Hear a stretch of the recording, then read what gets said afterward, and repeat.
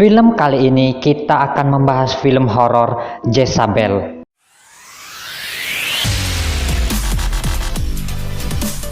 Cerita dimulai dari sepasang kekasih yang pindah rumah di hari itu. Di tengah perjalanan tiba-tiba karena di luar kendali mereka tertabrak oleh truk. Jesse sempat kritis, mengalami patah tulang hingga menyebabkan kelumpuhan. Sedangkan kekasih dan calon anaknya meninggal di tempat. 2 bulan pasca kejadian, Jesse pun dijemput oleh ayahnya, Leon, karena ibunya telah meninggal sewaktu melahirkannya. Membawanya pulang ke rumah, ia pun menempati kamar bekas ibunya dahulu yang telah lama tidak terpakai. Di suatu malam, ketika ia tidak bisa tertidur, melihat ada sesosok di kursi rodanya. Ia pun ketakutan. Setelah dilihatnya baik-baik, tidak ada apa-apa di sana. Keesokan harinya, Jesse menemukan barang peninggalan ibu, yaitu kaset video yang mana ibunya membuat rekaman saat itu, meninggalkan pesan untuk Jezabel dan ucapan selamat ulang tahun kepadanya. Kemudian ibunya, yaitu Kate, mencoba bermain kartu tarot untuk membaca kehidupan Jesse. Datang Leon tiba-tiba mematikan video ibunya dan marah kepada Jesse, lalu mematahkan kaset video itu tanpa memberitahu alasan yang pasti. Karena emosi sesaat, Leon membuang kursi rodanya ke danau supaya Jesse tidak mencari barang-barang yang ada di sana lagi. Ia pun bermimpi buruk malam harinya, melihat bayangan mendekat ke dirinya. Merasa ketakutan, kemudian sosok itu menghilang begitu saja, meninggalkan kursi roda. Ternyata kursi roda itu bekas milik ibunya terdahulu, yang diberikan oleh Leon karena menyesal telah membuang kursi roda miliknya. Ayahnya pergi keluar rumah, kala itu Jezabel memberanikan diri untuk melihat video dari ibunya yang masih tersisa. Ibunya meneruskan ramalan dengan menggunakan kartu tarotnya bahwa ada 2 perempuan yang hadir di rumah ini dan melihat adanya kematian. Di suatu pagi, ada suara yang bising di atas rumahnya seperti ada aktivitas. Datanglah perawat dari rumah sakit untuk merawatnya, menjaga dan membantunya untuk berendam di bathtub. Sedang tertidur dengan pulas di sana, muncul sesosok berada di dalam bathtubnya juga, berteriak kepada Jesse, lalu terbangun seperti hendak membunuhnya. Ia mencoba lari dari tangkapan sosok hantu seram itu. Pintu terkunci hingga ia tidak bisa keluar. Ia pun disembur oleh hantu itu. Masuklah ayahnya ke kamar mandi. Ternyata itu hanya ilusi atau mimpinya semata, seperti terlihat nyata. Kemudian Leon mencari kaset rekaman ibunya yang dianggap Jesse setelah menontonnya, lalu menakuti pikirannya hingga menjadi kacau. Leon memberitahu bahwa di dalam kaset itu bukanlah ibunya, hendak membakar kaset itu.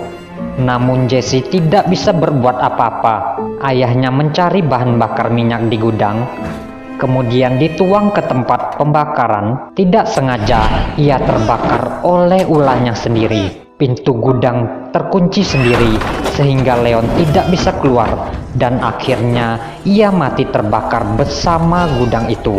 Bertemulah Jesse dengan Preston, teman SMA-nya waktu dulu. Tiba-tiba ia pingsan dan ia dibawa kembali ke rumahnya oleh Preston. Menunggunya sampai pagi, sampai ia sadar dari tidur lelapnya. Jesse pun meminta tolong bahwa Preston untuk menemaninya terlebih dahulu. Lalu mereka berbincang-bincang tentang teman-teman masa lalu mereka. Dan juga Preston dahulunya mempunyai perasaan kepada Jesse, yang mana sewaktu itu Jesse menghilang darinya tanpa ada kejelasan, sehingga Preston menikah dengan perempuan lain.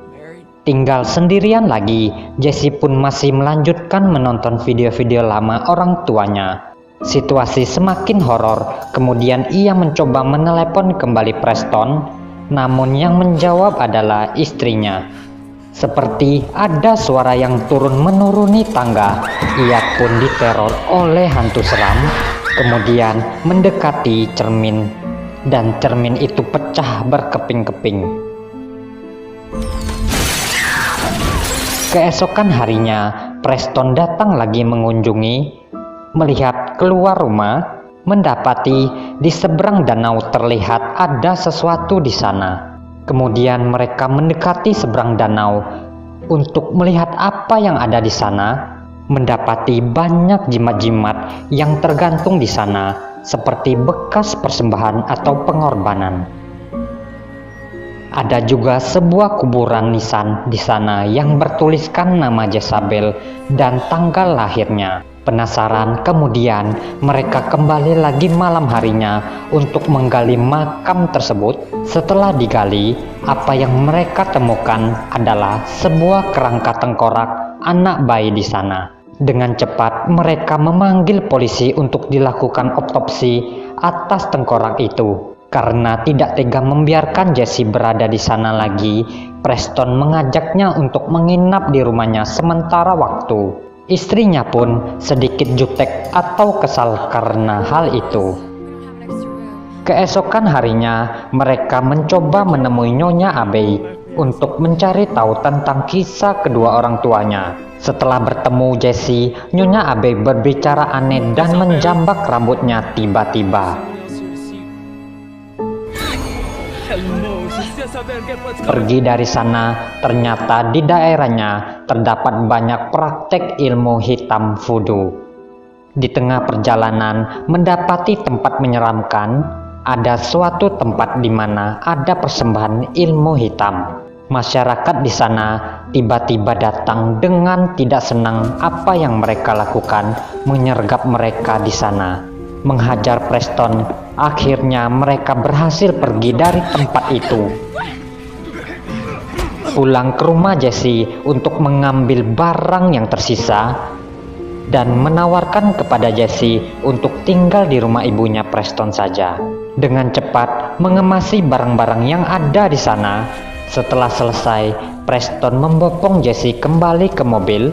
Apa yang ia lihat sungguh mengejutkan. Itu adalah hantu seram Jezabel. Jesse yang masih di dalam rumah menunggu Preston, menyerangnya dengan brutal, hendak membunuhnya. Preston pun dibuat tak berdaya.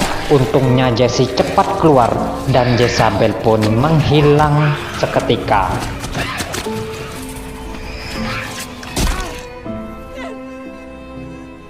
Polisi datang untuk menolong mereka, kemudian menjelaskan kepada Jesse bahwa mayat bayi yang ditemukannya beberapa hari yang lalu adalah mayat seorang bayi perempuan yang dibunuh dengan cara mematahkan tulangnya oleh seseorang. Jesse pun memberanikan diri di rumah itu untuk berkomunikasi dengan Jezabel. Ternyata ada sebuah rekaman lagi tentang bayi ibunya hendak membunuh bayi itu dengan pistol.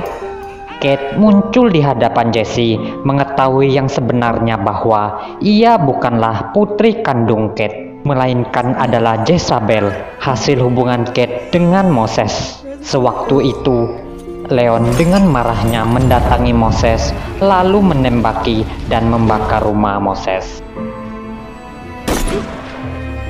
Kate mengetahui hal itu, mengambil keputusan untuk bunuh diri. Leon mengadopsi anak untuk menutupi kejahatannya, yaitu adalah Jesse. Gereja yang dipimpin oleh Moses melakukan upacara persembahan atas penguburan untuk anaknya. Kate menginginkan pertukaran jiwa antara Jesse dan Jezabel untuk hidup kembali. Membawanya ke danau, mereka pun menceburkan Jesse ke danau itu. Preston yang melihat peristiwa seperti Jesse sedang menuju ke danau dengan cepat mengejarnya.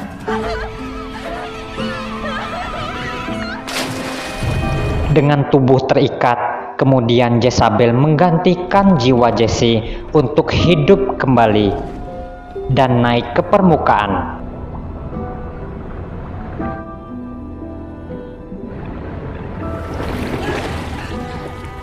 Preston datang, tetapi tidak merasakan hal yang berbeda karena Jezabel telah berada di tubuh Jesse. Dengan ini, akhirnya cerita pun tamat. Jika kalian suka dengan video ini, silakan like dan subscribe channel ini. Terima kasih sudah mau menonton.